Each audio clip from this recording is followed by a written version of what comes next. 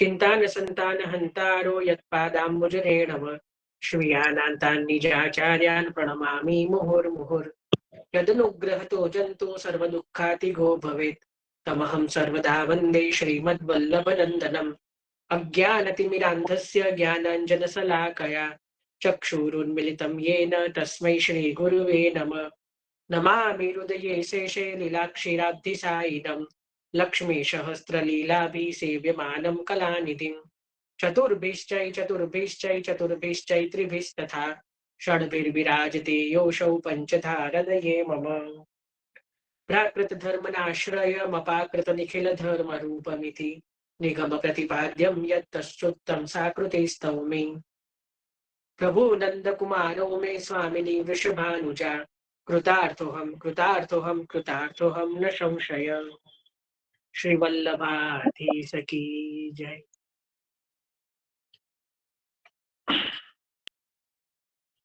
તો આપણે સત્સંગ પ્રારંભ કરીએ છીએ. ગઈકાલે આપણે શ્રી સુબોધનીજીની અંદર પ્રવેશ કર્યો. 10મા સ્કંધની અંદર આપણે મંગલાચરણનો પ્રારંભ કર્યો છે. આપણે સમજ્યા કે મંગલાચરણ એટલે શું, મંગલાચરણ અને પ્રાતઃ સ્મરણ એ બંનેમાં ઘણાને નથી ખ્યાલ હોતો. તો આપણે કાલે એનો થોડો ફરક સમજ્યા કે પ્રાતઃ સ્મરણ જે હોય એ કેવલ પ્રાતઃ સમયે એટલે સવારના સમયે કરવામાં આવે છે. જ્યારે મંગલાચરણ જે છે એ કોઈ પણ માંગલિક કાર્ય, અલૌકિક કાર્ય કે કોઈ પણ ભગવદ કાર્ય પ્રારંભ કરતા પહેલા આપણે મંગલાચરણ કરવાનું હોય છે. તો મંગલાચરણ ક્યારેય પણ થઈ શકે છે, એમાં કોઈ સમયનો બાધ હોતો નથી. તો મંગલાચરણનું સ્વરૂપ સમજ્યા. એના પછી આપણે 10મ સ્કંધની અંદર શ્રી મહાપ્રભુજી જ્યારે સુબોધિનીજી લખવાના પ્રારંભ કરે છે તો એના માટે એ પ્રારંભ કરતા 2 શ્લોક મંગલાચરણના આપ લખી રહ્યા છે એ આપણે જોયા. જે આપણે નિત્ય આપણા મંગલાચરણમાં પણ એનો સમાવેશ કરવામાં આવ્યો છે. તો એ 2 શ્લોક છે નમામિ હૃદયે શેષે અને ચતુર્ભિશ્ચય વાળો. એ જે 2 શ્લોક છે એ બંને શ્લોક શ્રી મહાપ્રભુજીએ શ્રી સુબોધિનીજીમાં 10મા સ્કંધના મંગલાચરણમાં લખ્યા છે. બરાબર. હવે મંગલાચરણની અંદર હંમેશા એનું જ એ રીતે મંગલાચરણ થાય કે જેનું મંગલાચરણ કરી રહ્યા છીએ એનો આખો સાર મંગલાચરણમાં આવી જવો જોઈએ, કે આવી જાય એવી રીતે જ મંગલાચરણ કરાતું હોય છે. કે મોટાઓની રીત એવી છે કે જેનું પણ મંગલાચરણ કરે તો મંગલાચરણ વાંચવા માત્રથી જ આપણને એ આગળ ગ્રંથમાં શું આવશે કે આગળ એની અંદર શેનો સમાવેશ છે એનો એક આઈડિયા આપણને આવી જાય. એટલા માટે મંગલાચરણ એ રીતનું હોય છે કે જેની અંદર આખા વિષય વસ્તુને આવરી લેવામાં આવે, આખો વિષય વસ્તુનો સમાવેશ થઈ જાય છે. તો આપણે પુનઃ થોડું સંક્ષિપ્તમાં લઈએ છે કે કાલે આપણે જે જોયું એમાં આપણે 2 શ્લોક શ્રી મહાપ્રભુજીએ લખ્યા છે મંગલાચરણમાં. એમાં નમામિ હૃદયે શેષેનું ચિંતન કર્યું છે. આજે પણ એનું થોડું ચિંતન બાકી રહી ગયું છે, કરવાનું છે. અને બીજો શ્લોક જે છે ચતુર્ભિશ્ચય એ તો આપણે ગયા અઠવાડિયામાં જોઈ લીધો છે. શ્રી ગુસાઈજીની ટિપ્પણીજીના આધારે આપણે આ શ્લોકો, આ જે શ્લોક છે મંગલાચરણના એનું આપણે ચિંતન કરી રહ્યા છીએ. શ્રી ગુસાઈજીએ જે વ્યાખ્યા લખી છે એનું નામ ટિપ્પણીજી છે. જે સુબોધનીજી ઉપર ટીકા કરી એનું નામ છે શ્રી ટિપ્પણીજી. શ્રી ગુસાઈજીએ લખ્યા છે. તો એ ગુસાઈજી જે અર્થ બતાવી રહ્યા છે એનું આપણે રંચક પાન કરતા કરતા અર્થને સમજવાનો પ્રયત્ન કરી રહ્યા છીએ નમામિ હૃદયે શેષે શ્લોકનો. બરાબર. તો કાલે આપણે ચિંતન કરેલું કે એ શ્લોકનો થોડો ભાવ જોયો આપણે કે નમામિ હૃદયે શેષે લીલાક્ષીરાબ્ધિશાયિનમ લક્ષ્મી સહસ્ત્ર લીલાભિઃ સેવ્યમાનમ કલાનિધિમ. આ જે શ્લોક છે એની અંદર આખા 10મા શ્લોકની સાર, આખા 10મા શ્લોકનો સાર, 10મા સ્કંધનો સાર આવી જાય છે. શ્રી ગોસાઈજી એવું કહી રહ્યા છે કે આ શ્લોકની અંદર આખો સ્કંધાર્થ આવી ગયો. આપણે તત્વાર્થ દીપ નિબંધમાં જ્યારે 4 અર્થો જોયા હતા, તો એની અંદર આપણે જો કોઈએ લખ્યા હોય અથવા કોઈને યાદ હોય તો એમાંનો એક અર્થ હતો સ્કંધાર્થ. પહેલા આવતો તો શાસ્ત્રાર્થ, એના પછી આવ્યો તો સ્કંધાર્થ કે સ્કંધનો અર્થ. તો અહીંયા આ શ્લોકની અંદર શ્રી ગોસાઈજી એવું કહી રહ્યા છે કે આ શ્લોકની અંદર આખા દસમ સ્કંધનો સાર આવી ગયો છે. બરાબર. અને જે ચતુર્ભિશ્ચય શ્લોક છે એની અંદર આખો પ્રકરણાર્થ આવી ગયો. આખા, કારણ કે મહાપ્રભુજીએ પ્રકરણ બતાવ્યા ને કે 4 4 4 3, તો એની અંદર 10મા સ્કંધનો પ્રકરણાર્થ આવી ગયો. અને આ શ્લોકની અંદર નમામિ હૃદયે શેષે એ શ્લોકની અંદર આખા 10મા સ્કંધનો સાર આવી ગયો, એટલે સ્કંધાર્થ, સ્કંધનો અર્થ આવી ગયો. તો એક જ શ્લોકની અંદર આખા સ્કંધનો અર્થ એ શ્રી મહાપ્રભુજીએ મંગલાચરણમાં બતાવ્યો છે. તો એનું કાલે આપણે બહુ સુંદર રીતે, સૂક્ષ્મ રીતે અને બહુ સરળતાથી જેટલું સમજાય એ રીતે આપણે સમજ્યા છીએ. હજી હું એકવાર ફરીથી એનો અર્થ લઈ રહ્યો છું કે નમામિ હૃદયે છે. સૌથી પહેલા આપણે સમજ્યા હતા નમામિ શબ્દને, કારણ કે જ્યાં સુધી આપણા જીવનમાં નમામિ શબ્દ નહીં સમજીએ, નમામિ એટલે નમવું, નમામિ એટલે દીનતા, અને નમામિ એટલે દૈન્ય ભાવ, તો જ્યાં સુધી વૈષ્ણવ હોવા માટે સૌથી પહેલી વસ્તુ બીજું કશું ન હોય તો ચાલે, પણ દીનતા જે હોય તો દીનતાના પાત્રમાં મન મળી મૂકીને ભેટ ભગવંતજીને કરજો રે, દયારામભાઈ પણ કહી રહ્યા છે. તો આપણા મહાપ્રભુજી પણ જે શું કહે છે કે દૈન્યમ હરિતોષણમ, આપણે કાલે ચિંતન કરી રહ્યા હતા કે દીનતા જ સૌથી મોટો પદાર્થ છે પ્રભુને પ્રસન્ન કરવાનો. બાકી આપણી જોડે કોઈ સાધન છે નહીં, આપણે કઈ એવા કોઈ મોટા 56 ભોગ ધરી દઈએ તો પણ કઈ પ્રભુ પ્રસન્ન થઈ જાય એવું ક્યાંય છે નહીં. શ્રી પદ્મનાભદાસજીના છોલા વિચારો કે સ્વયં શ્રી ગિરધરજીએ 56 ભોગ ધરીને પૂછ્યું શ્રી મથુરાનાથજીને કે મહારાજ કેસો સ્વાદ આવ્યો, તો શું કીધું કે મેરે પદ્મનાભ કે છોલા જેસો સ્વાદ નહીં આવ્યો. જેને પ્રસંગ ખબર હોય તો શું કહે છે ત્યાં શ્રી મથુરાદાસજી કે ભાઈ મેરે પદ્મનાભ કે છોલા જેસો સ્વાદ નહીં આવ્યો. વિચારો ઠાકોરજી કેટલા બધા દયાળુ છે કે ભક્તના ભાવના કેટલા ભૂખ્યા છે. તો દિનતાથી અર્પણ કરેલી મિશ્રી પણ પ્રભુ 56 ભોગથી વિશેષ માને છે, અને અહંકારથી જો કઈ વિશેષ કર્યું હોય તો પણ પ્રભુ માનતા નથી. અહીંયા કઈ ગિરધરજીએ અહંકાર નથી કર્યો, ગિરધરજી તો સ્વયં ધર્મી સ્વરૂપ છે. આપણને, આપણા જેવા જીવોને આ બતાવવા માટે આ લીલા કરી રહ્યા છે. બાકી શ્રી ગિરધરજી તો જયારે છેલ્લે સદેહે શ્રી મથુરાનાથજીના મુખમાં જ સમાયા છે, એટલે ક્યારે કોઈ ભગવદ સ્વરૂપ માટે એવું ન વિચારવું. આ તો આપણા જેવા જીવોને બતાવવા માટે આ લીલા છે.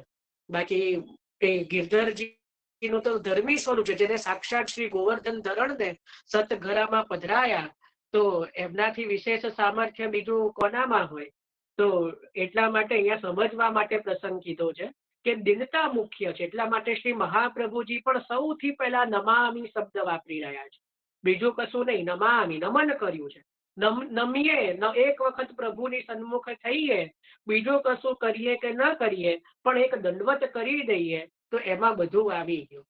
તો એ દંડવત કરવા એ પણ બહુ મોટી વાત છે. તો નમામિ શબ્દથી શ્રી મહાપ્રભુજી મન વચન કર્મ, મન વચન અને કર્મ ત્રણેયથી નમન કરી રહ્યા છે. આપણે પણ જયારે શ્રી યમુનાષ્ટકમ બોલીએ એમાં સૌથી પહેલા નમામિ યમુનામહમ બોલીએ તો આપણું માથું નમવું જોઈએ. ખાલી બોલવા ખાતર નહીં, આપણે આ ક્રિયામાં પણ અને આપણી વાણીમાં પણ અને આપણા જે મનથી પણ ત્રણેય રીતે આપણે પ્રભુને જયારે નમીએ તો એ આપણું નમન ગણાય. આપણે ખાલી એમને બોલી દઈએ નમામિ યમુનામહમ સકલ સિદ્ધરે, પણ તું નમામિ શબ્દ આવ્યો છે તો નમન તો કર. એ મહાપ્રભુજીએ તો શબ્દ લખ્યો છે તો આપણે નમન તો કરવું પડશે ને. તો નમામિ શબ્દથી કે નમામિ હૃદયે છે તો ત્યાં નમન કરવાનું છે. તો મન વચન કર્મ કર જોર કે બાગત, એટલે મન વચન અને વાણીથી, મન વચન અને ક્રિયાથી ત્રણેયથી અહીંયા નમન કર્યા છે. દાસ્ય ભાવ છે, દૈન્ય ભાવ છે. તો નમામી હૃદયે શેષ એટલે હૃદય રૂપી શેષમાં, હૃદયને શેષ રૂપી ત્યાં ઉપમા આપી છે કે મારા હૃદય રૂપી શેષ એટલે શેષનાગ ઉપર જે બિરાજમાન છે. આપણે સમજ્યા હતા કે શ્રી મહાપ્રભુજી નારાયણ અને પુરુષોત્તમ એ બંનેના ધર્મોની ત્યાં તુલના બતાવી રહ્યા છે એક જ શ્લોકમાં.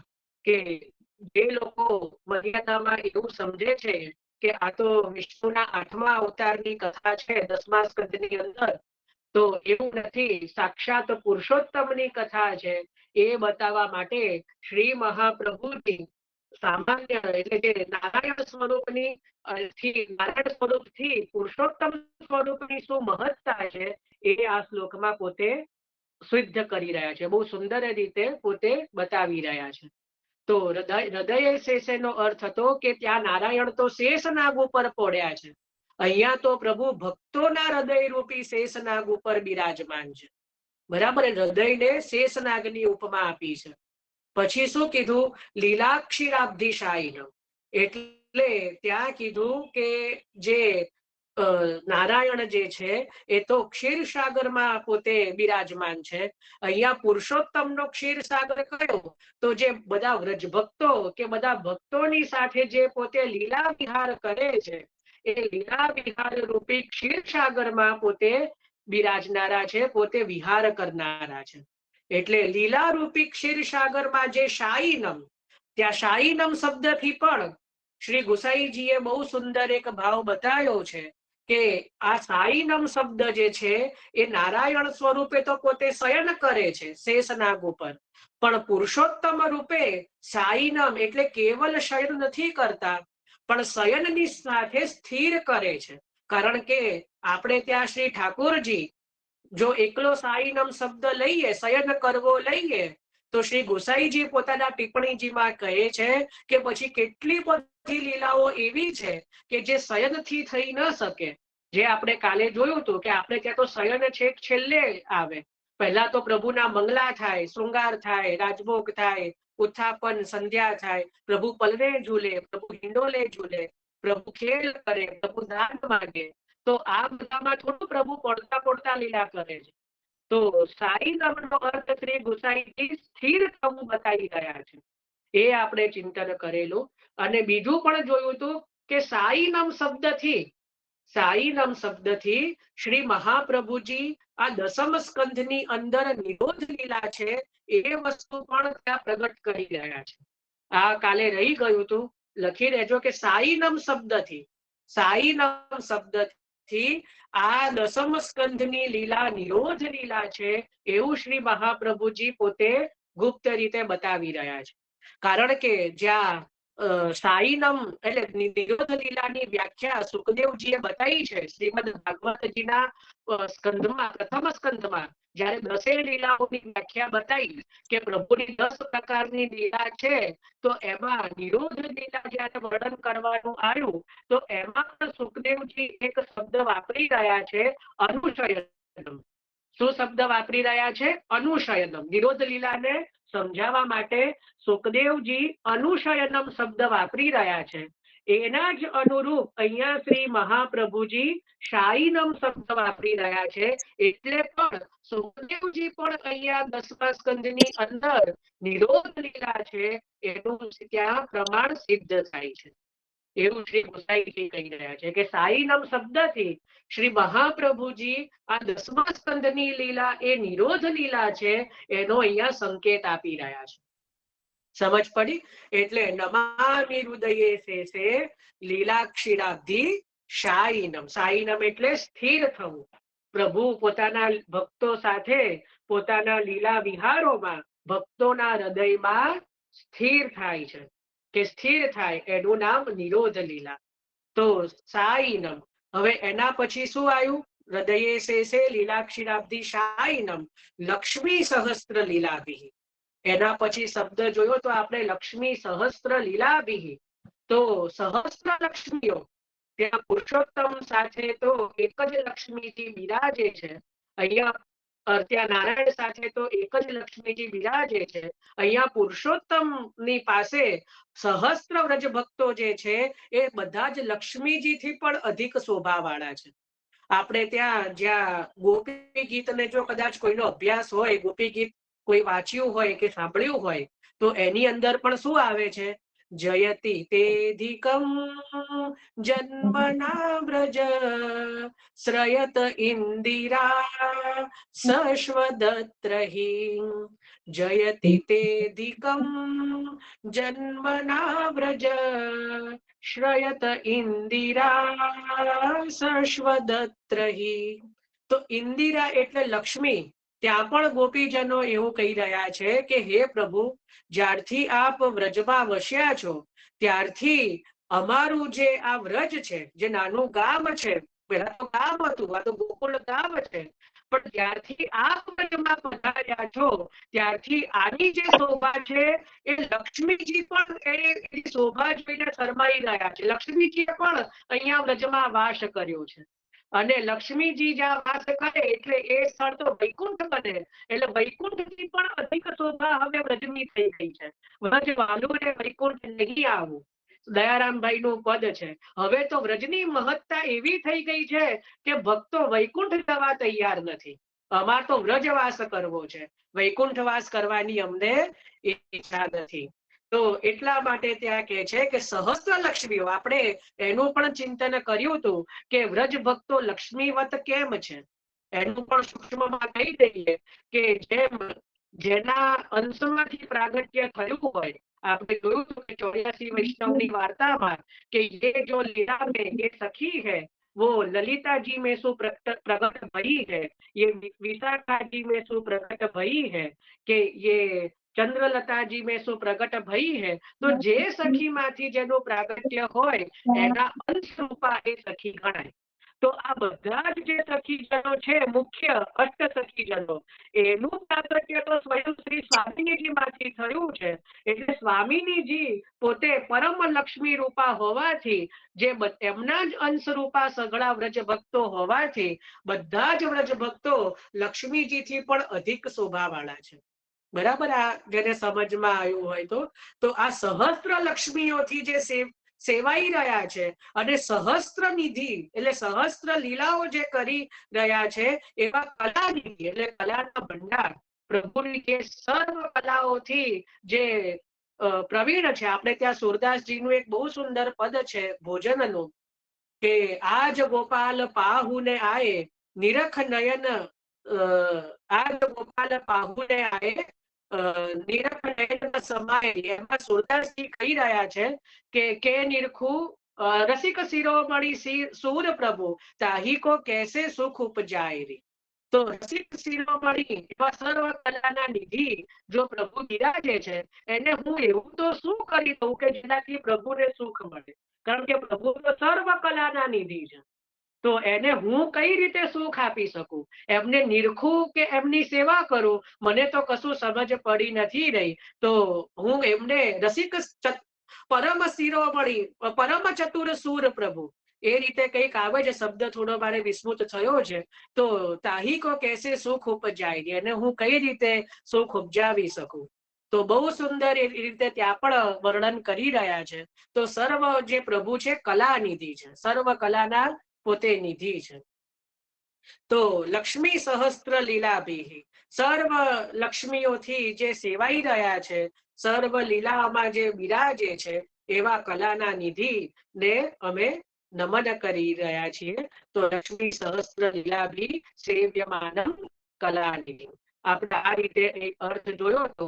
હજી એક અર્થ શ્રી ગોસાઈજી હજી એક વિશેષ રૂપે બતાવે છે છેલ્લે, એ લખજો કે જેમ નારાયણની અંદર નારાયણના નાભીમાંથી કમળ પ્રગટ થયું અને એ કમળમાં બ્રહ્માજીનું પ્રાગટ્ય થયું છે અને બ્રહ્માજી આખા જગતનું સર્જન કરે છે. બરાબર, આપણે ત્યાં સામાન્ય નારાયણ એટલે વિષ્ણુ સ્વરૂપે જ્યારે પ્રભુ ક્ષીરસાગરમાં શેષનાગ ઉપર પડી રહ્યા છે, લક્ષ્મીજી આપના ચરણ દબાવી રહ્યા છે, તો એની સાથે સાથે એ નારાયણ સ્વરૂપના નાભીમાંથી જ્યાં કમળ ઉત્પન્ન થયું છે, એ કમળની અંદર બ્રહ્માજીનું પ્રાગટ્ય છે અને બ્રહ્માજી આખા જગતનું સર્જન કરે છે.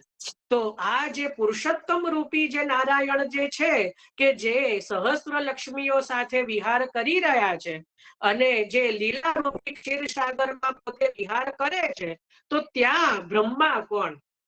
ત્યાં પણ બ્રહ્માજી હોવા જોઈએ ને, કે ત્યાં બ્રહ્મા કોણ?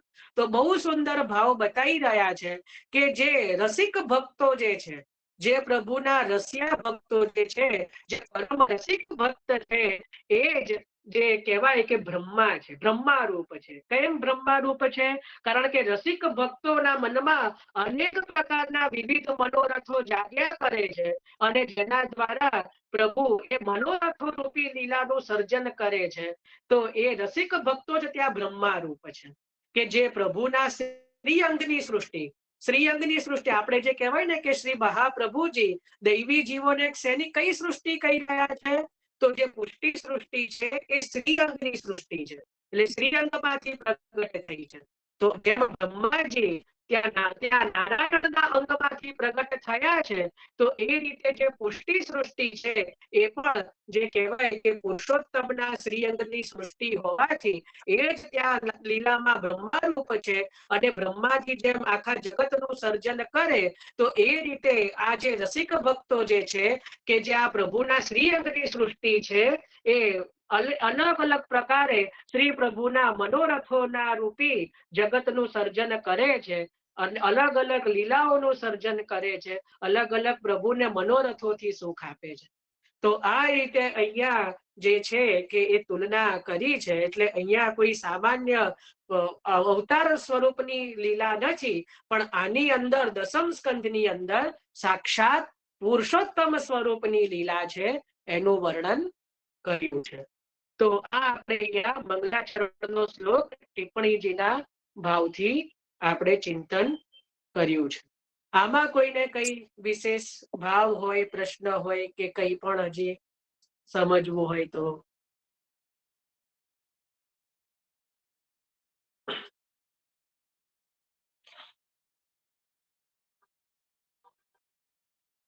સારું, તો આપણે અહીંયા ટિપ્પણીનો ભાવ તો વિરામ થયો, પણ હજી આપણે આ શ્લોકનો એક ભાવ લેવાનો છે.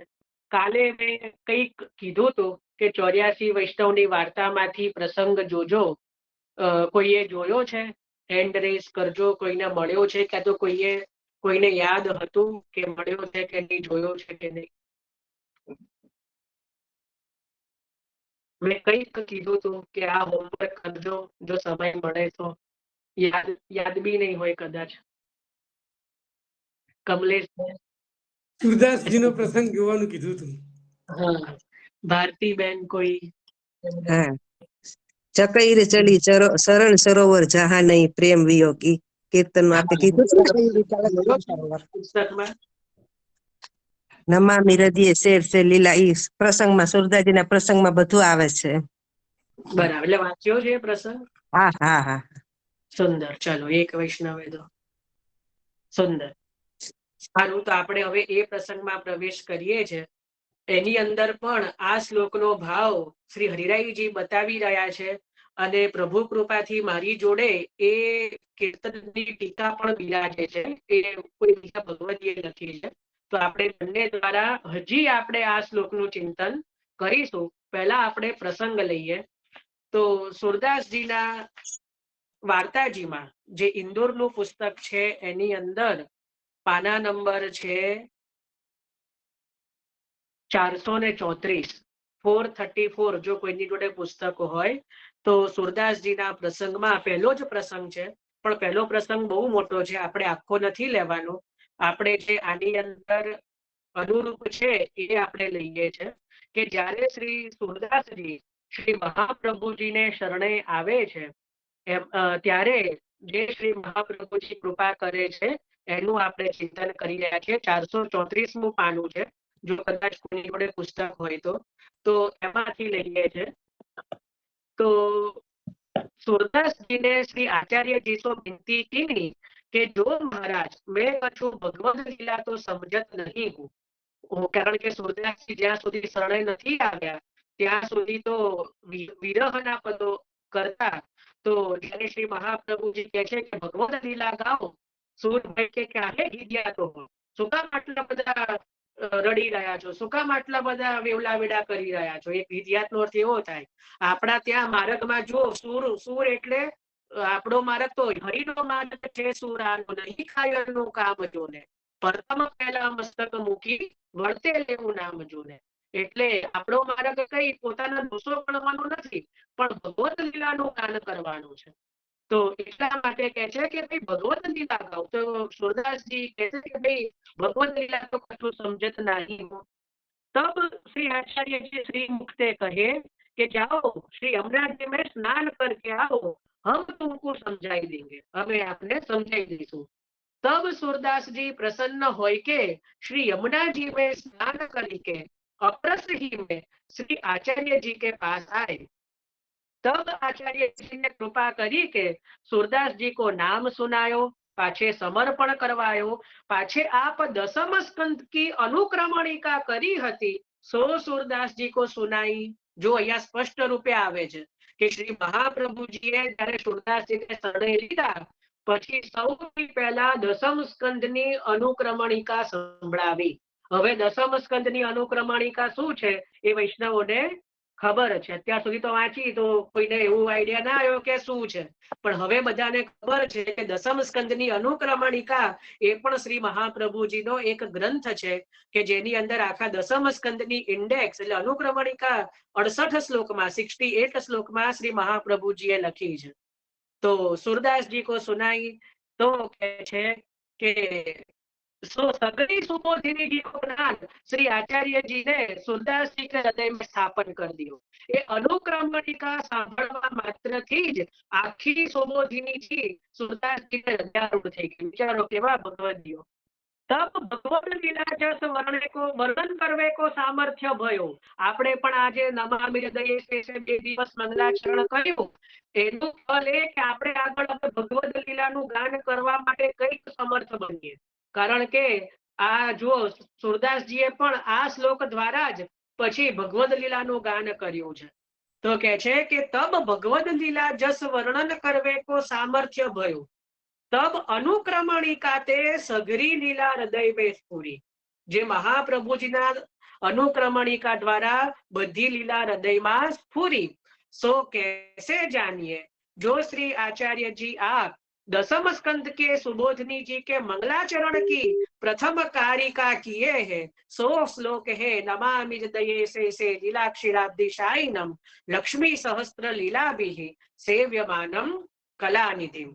सो या मंगलाचरण के अनुसार सूरदास जी ने श्री आचार्य जी के आगे यह पद करी के गायो. सो पद राग बिलावल चकईरी चली चरण सरोवर, जहाँ नहीं प्रेम वियोग, जहाँ भ्रम निशा होत नहीं कबहू, सो सायर सुख जोग.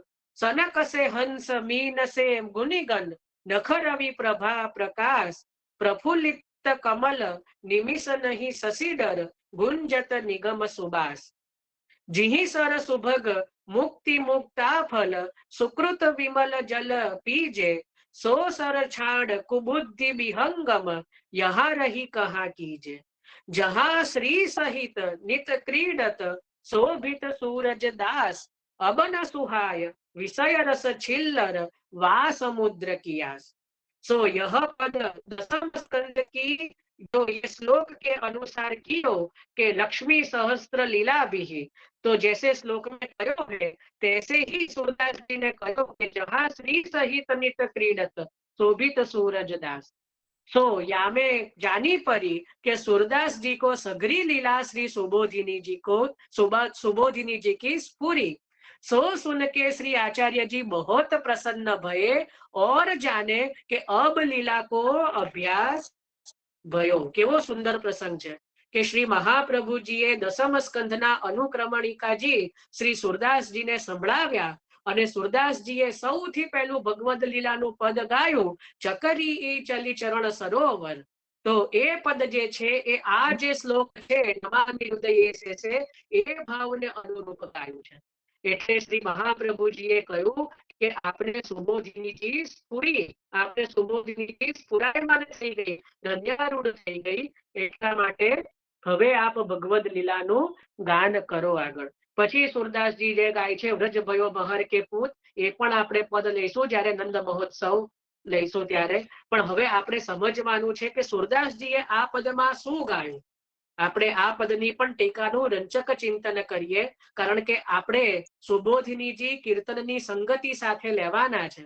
આપણે જે સુબોધિનીજી લઈશું જ્યારે આગળ પણ તો કીર્તનની સંગતિ સાથે જ લેવાના છીએ. તો જો આજથી કીર્તનનો પ્રારંભ થઈ ગયો પહેલા જ શ્લોકથી, તો આ જે શ્લોકની અંદર શ્રી સુરદાસજી કીર્તન કરે છે, ચકરી ચલી ચરણ સરોવર જહા નહીં પ્રેમ વિયોગ.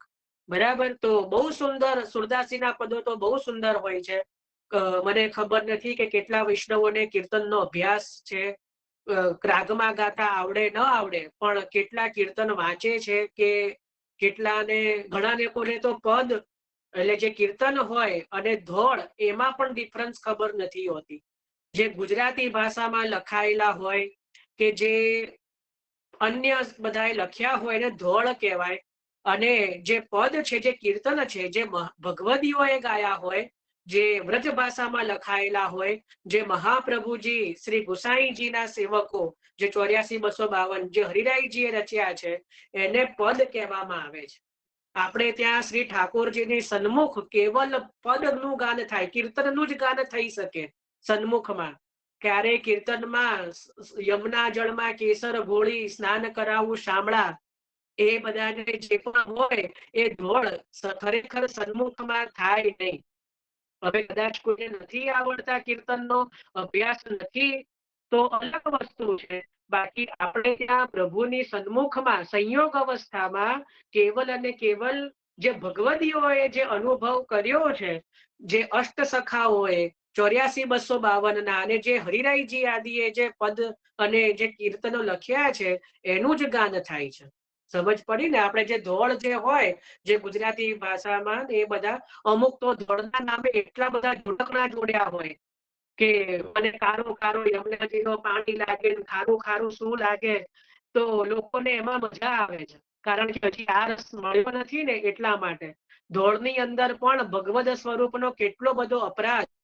મને યાદ છે બડે સરકાર તૃતીય પીઠાધીશ્વર રજેશ કુમારજી, એમને આ ધોળ ગમતું જ નહીં કે આપ ક્યાં કર રહે હો, કે બધાને કહેતા કે ભાઈ કારો કારો यमुना को जल, खारो खारो यमुना जी को जल, आप यमुना जी के स्वरूप को क्या समझ रहे हो, कि कुछ तो समझ के गान करो, अगर धोल भी गानो है તો કંઈક તો સમજીને કરો એમ. કશો જેનો અર્થ ન હોય, કશું સમજ્યા વગર, જ્યાં જોડકણા જોડેલા હોય કોઈ પણ જાત વગરના. એટલે શબ્દોની પણ મેં જેમ કાલે કીધું કે આપણો માર્ગ વાકપતિનો માર્ગ છે. શબ્દોનું ચયન પરથી આપણને ખબર પડે કે આના ઉપર કેટલા ટકા કૃપા થઈ છે, કે કઈ અવસ્થાનો આ જીવ છે, કયા અવસ્થા સુધી પહોંચ્યા છીએ.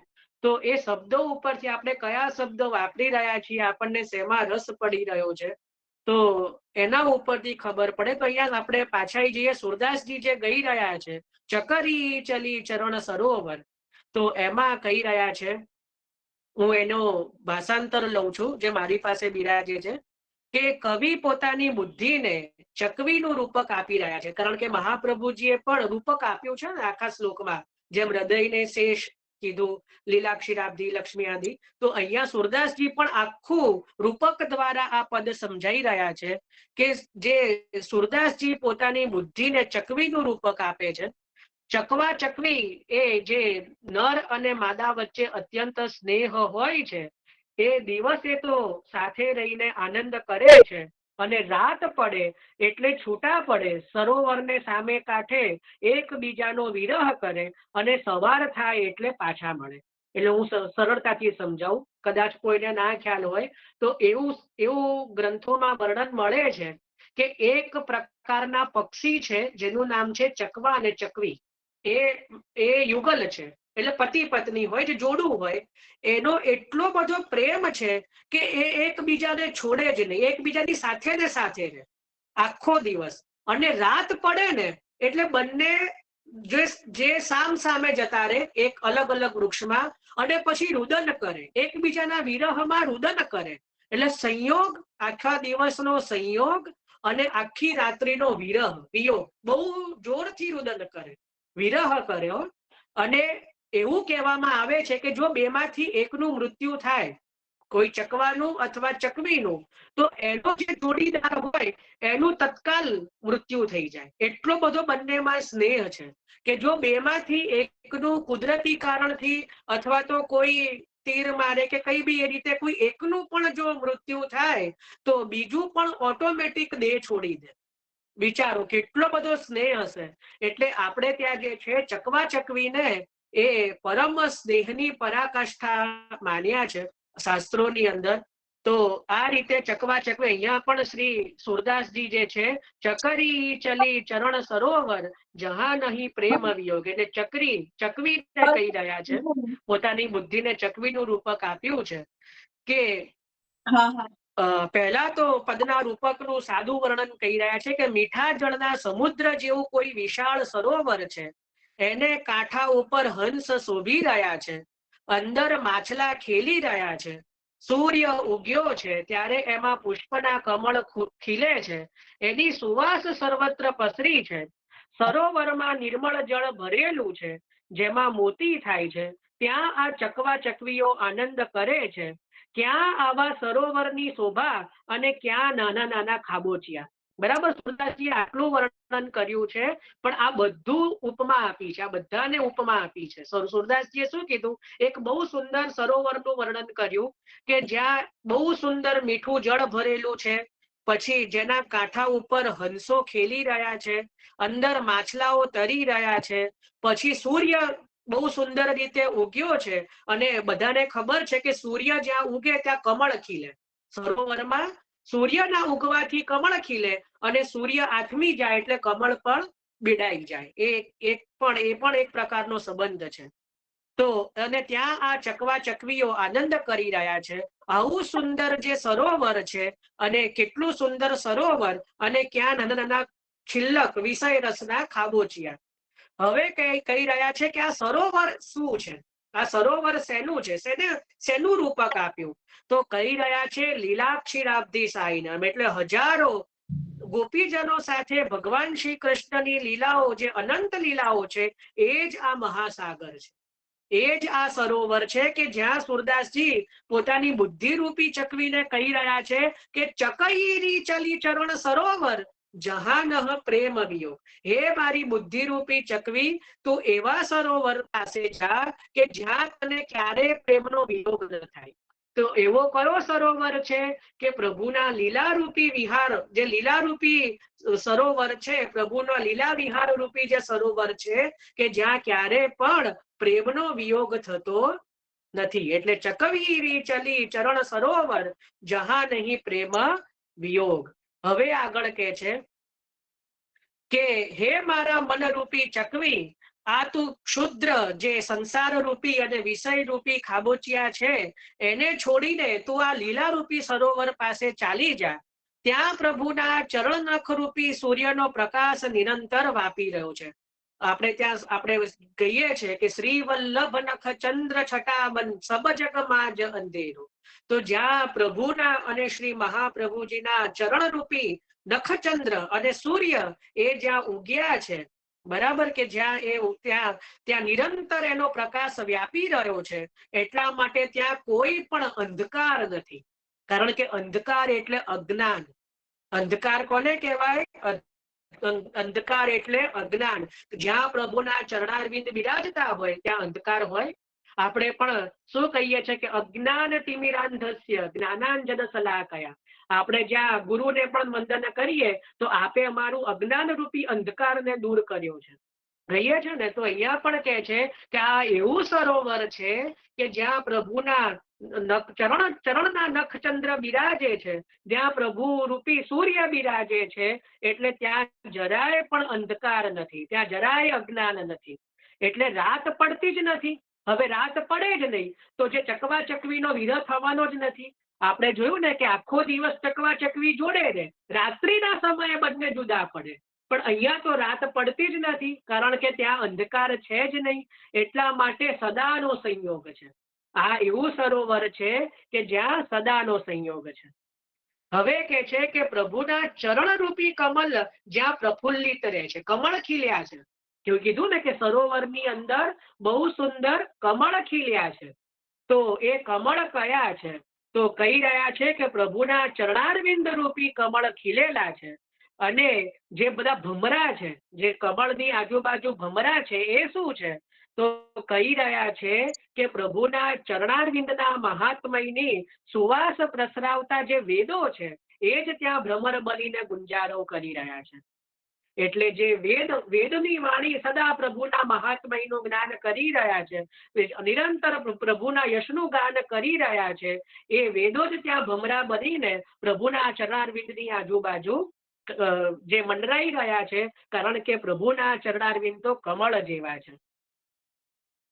પછી કે છે કે આ સરોવરમાં જે છે એ સુકૃત રૂપી નિર્મલ જલ ભર્યું છે અને મુક્તિ રૂપી મોતી પાકે છે. કેવી સુંદર વાત કરી કે પ્રભુનું જે આ ચરણારવિંદનું જે સરોવર છે એની અંદર બહુ જ સુંદર જે છે લીલાઓ રૂપી જલ ભરેલું છે અને મુક્તિ રૂપી મોતી, એટલે જે મુક્તિ પણ જેને વારી દઈએ એવા સુંદર મોતીઓ ખીલેલા છે.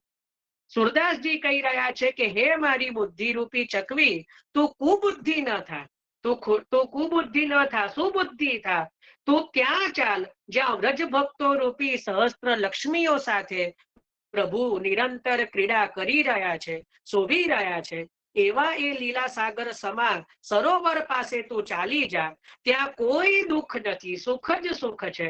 એક વખત આપણને પ્રભુના રસનો ચસ્કો લાગી જાય, પ્રભુની સેવાનો, સ્મરણનો, સત્સંગનો, પછી જે સંસાર અને વિષય રૂપી જે શુલ્લક ખાબોચિયા છે ત્યાં ક્યારે આપણું મન જતું નથી. તને ખાબોચિયા લાગશે, કાદવના ખાબોચિયા. આપણે નિત્ય સુંદર કેસરના જળથી સ્નાન કરતા હોઈએ અને કોઈ ખાબોચિયામાં પડી જઈએ, વિચારો ચાલતા ચાલતા, તો આપણને કેટલી ગ્લાનિ થાય. એ ગ્લાનિ પેલા રસ્તે ઉપર જે રોજ એમાં નાતો હોય એને ના થાય, કારણ કે એને કેસરનું જળ જોયું જ નથી. સીધી વાત છે ને. આપણે જેમ દયારામ ભરી કહે છે કે પાવો પ્રેમ રસ પ્રાણ જીવન રે, દિન થઈ આચું રે, મુક્ત માર્ગીને આપજો જ્ઞાન, હું તો નવ રાચું રે, રીછે રાબડી થકી ગરીબ લોગ, ભોગીને નવ ભાવે રે. કોઈ રાબડી એટલે જે રબડી હોય, એ રબડી થી એ બધા ગરીબ માણસો ક્યારેક જુએ તો ખુશ થઈ જાય કે હા આજે તો અમને રબડી ખાવા મળી. પણ એની સામે ભોગી હોય એટલે જે નિરંતર ભોગ કરતો હોય, જે બહુ પૈસા વાળો હોય, એને કઈ રાબડી જે રબડી છે એને કઈ એની બહુ મોટી વસ્તુ ના લાગે, કારણ કે તો રોજ આ રીતે આવા બધા વ્યંજનો ખાતો હોય.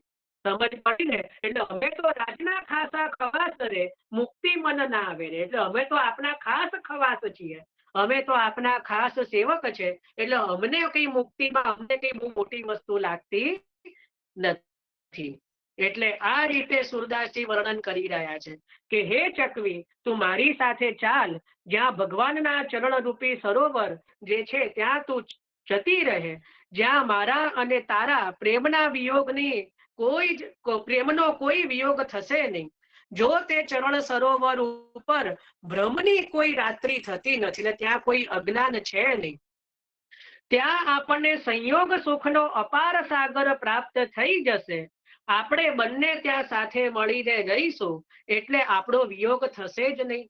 એટલે સુરદાસજી પોતાની લીલા રૂપી સખીને પણ સંબોધીને કહી રહ્યા છે કે જ્યારે મારો સેવક જન દાસ તમારો રે, એનો રૂપ વિયોગ નિવારો. શ્રી વલ્લભાખ્યાનમાં પણ આવે છે કે મારો રૂપ વિયોગ નિવારો. રૂપ વિયોગ નિવારો એટલે કે મારું લીલાનું જે સ્વરૂપ છે, હે પ્રભુ મને યાદ કરાવી દો કે લીલામાં મારું કયું સ્વરૂપ છે, મારી કઈ સેવા છે, મારી કઈ સખી છે કે જેના દ્વારા હું આપને સુખ આપું છું, જેના સંગથી હું સુખ આપું છું. આપણને કોઈ એક વૈષ્ણવ પણ એવા મળી જાય કે જેના દ્વારા આપણે ભગવાન સેવામાં આગળ વધીએ, તો ત્યારે એ વૈષ્ણવને છોડવાની, ગમે એટલા દોષ દેખાય તો પણ છોડવાની, કારણ કે એના દ્વારા આપણે આગળ વધ્યા છીએ, એના દ્વારા આપણામાં ભાવની વૃદ્ધિ થઈ છે.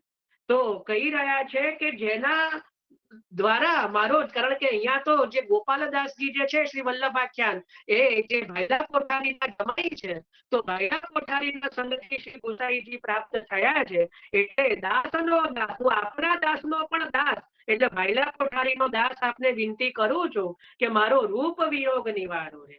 આપના દ્વારા મને ભગવદીઓનો સંગ પ્રાપ્ત થઈ ગયો, પણ હવે જે મારું લીલાનું સ્વરૂપ છે અને જે મારી લીલાની સેવા છે, મને યાદ કરાવી દો. તો એવું અહીંયા જે કહી રહ્યા છે, પોતાની લીલાની સખીને સંબોધિત કરીને, કે જ્યારે આપણું મિલન થઈ જશે પછી આપણે સાથે રહીશું, પછી વિયોગ થશે નહીં. અને ચરણ સરોવર ઉપર સનક આદિ મુનિ અને શિવ રૂપી હંસો જે નિવાસ કરે છે, અને એ સરોવરમાં જે મુનિ લોકો પણ માછલીની માફક ડૂબ્યા રહે છે. એટલે આ પ્રભુના ચરણારવિંદ રૂપી સરોવર એવું છે કે જ્યાં શિવ, સનકાદિક, નારદ, મોટા મોટા મુનિજનો પણ એની અંદર લુપ્ત થવા માટે મથી રહ્યા છે. તો તું પણ એ જ સરોવરમાં જા, તું શું કામ બીજે બધે ભટકી રહી છે? એટલે ત્યાં ભગવાનના નખરૂપી સૂર્યની કાંતિનો પ્રકાશ હંમેશા અજવાળામાં પથરાયેલો રહે છે, અને પ્રભુના ચરણરૂપી કમળ સદા પ્રફુલ્લિત એટલે ખીલેલા રહે છે, અને ત્યાં સદા આનંદ છવાયેલો રહે છે. આ કમળોને કદી ચંદ્રમાનો ભય રહેતો નથી. એટલે જેમ કમળ, મેં જેમ કીધું કે સૂર્ય આથમે તો કમળ બીડાઈ જાય, પણ પ્રભુના ચરણ રૂપી કમળ એવા છે કે જે ક્યારેય આથમતા નથી. એટલે કમળની ગંધ ઉપર મુગ્ધ થઈને વેદ રૂપી ભમરા સદા ગુંજારવ કરી રહ્યા છે. અને આ સુંદર સરોવર ઉપર મુક્તિ રૂપી મુક્તા ફળ, એટલે જે મુક્તિ રૂપી મોતીઓ ચારે બાજુ પથરાયેલા રહે છે. એટલે જે પ્રભુના ચરણારવિંદનું ચિંતન કરે છે એને તો મુક્તિ સહજમાં મળી જાય છે. પરંતુ એ સરોવરના અમૃત જળનું પાન એ જ લોકો કરી શકે કે જેના ઉપર શ્રી મહાપ્રભુજીની કૃપા હોય. આ ચરણ સરોવર એટલું સહેલું નથી. જેના ઉપર શ્રી વલ્લભ કૃપા કરે, શ્રી મહાપ્રભુજી કૃપા કરે, એ જ આ સરોવરના અમૃત જળનું પાન કરી શકે છે. એટલા માટે હે ચકવી, હે મારી બુદ્ધિ રૂપી ચકવી, આ તું ચરણ સરોવરને છોડીને અહીંયા વિષય રસમાં રહીને, સંસારમાં રહીને તું શું કરીશ? માટે જ્યાં લક્ષ્મીજી જેવા સઘળા સ્વામિનીજીઓ કે બધા સખીજનો પ્રભુની સાથે નિત્ય લીલા વિહાર કરે છે, એવા અનંત લીલાની આશામાં આ સંસારિક વિષયનું જે જળ છે એ જરાય સારું લાગતું નથી. માટે તું પ્રભુની લીલામાં ચાલી જા. વા સમુદ્ર કિયાસ. બરાબર. એટલે આ મેં એનો અર્થ સમજાયો. જે પદ છે કે ચકરી ચલી ચરણ સરોવર, જહા નહીં પ્રેમ વિયોગ, જહા ભ્રમ નિશા હોત નહીં કબહુ, સોઈ સાયર સુખ જોગ, સનક સે હંસ મીન સે મુનિગણ, નખ રવિ પ્રભા પ્રકાશ, પ્રફુલ્લિત કમલ નિમિષ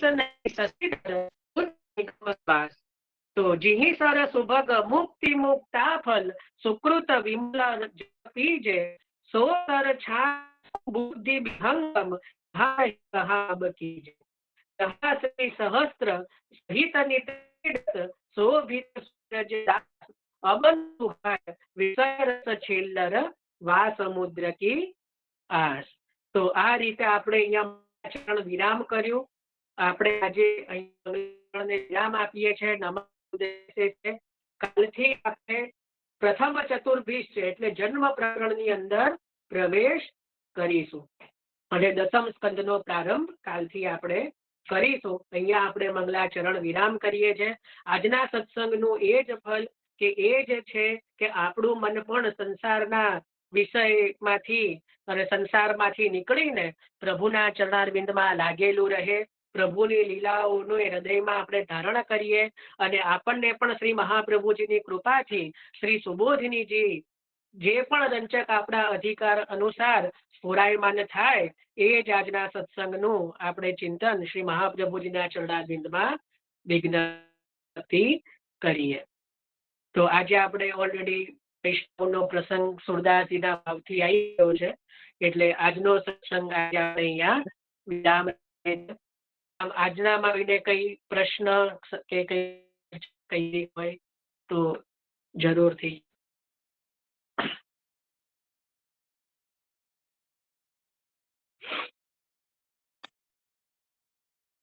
સારું, તો આશ્રયનો પદ લઈએ. દ્રઢઈના ચરણના કેરો ભરોસો, ચરણના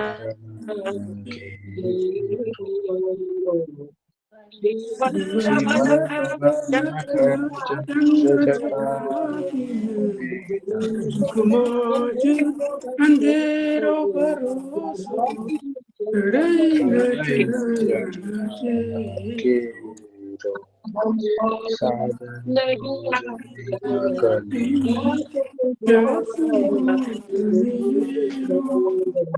સુર કહા કહે જીવિતા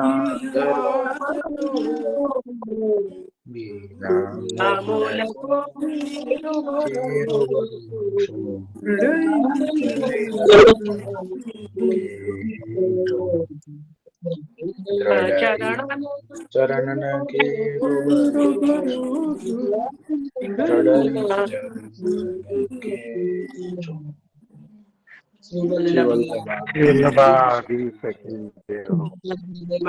સર્વ વિષ્ણુ હૃદયમાં વિરાજતા શ્રી ઠાકોરજીને દંડવત. સર્વને ભગવત સ્મરણ. જય શ્રી કૃષ્ણ. જય શ્રી કૃષ્ણ. જય શ્રી